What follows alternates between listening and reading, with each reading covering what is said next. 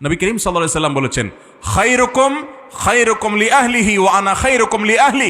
তোমাদের মধ্যেই যে এত মানুষ, এই মানুষগুলোর ভিতরে যারা বিবাহিত, এই বিবাহিত মানুষগুলোর ভিতরে সবচেয়ে ভালো মানুষ সে যা তার বউয়ের কাছে ভালো, যার বউ তাকে বলে যে আমার সাহেব, আমাদের আব্দুল্লাহর বাপ, ওনার মতো মানুষ হয় না, লোকটা ভালো মানুষ। এই সার্টিফিকেট কয়জন বিবাহিত বউয়ের কাছে আদায় করতে পারবেন বলেন দেখি, বুকে হাত দিয়া বলতে পারবেন? বাসায় যায় আজকে জিজ্ঞাসা করেন যে আব্দুল্লাহর মা, হুজুরে বলছে যে বউর কাছে ভালো, সে নাকি আসলেই ভালো, আল্লাহর কাছেও ভালো, আমি মানুষটা কেমন একটু বলো তো। দেখবেন বেশিরভাগ আব্দুল্লাহর মারা ফিক করে হেসে দিছে।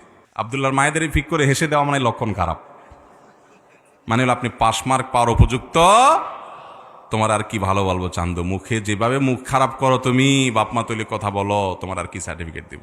স্ত্রীদের সাথে ভালো আচরণ করবো তো ইনশাআল্লাহ। ইমানদার কখনো বউয়ের সাথে খারাপ আচরণ করবে? পৃথিবীর একজন মানুষ ভুল করবে না কিন্তু মাপ চাবে, ছোট হবে, তার নাম স্বামী। কারণ মেয়েরা, নবী রাসূলুল্লাহ সাল্লাল্লাহু আলাইহি ওয়াসাল্লাম বলেছেন, তাদেরকে বাঁকা হাড় থেকে তৈরি করা হয়েছে, বেশি সোজা করতে যাবা ভেঙে যাবে। সব জায়গায় পোদ্দারি করবেন। আমি সবসময় বলি বাসা একটু বিড়াল হয়ে থাকবেন, বিড়াল হয়ে একটু বোকা হয়ে থাকবেন।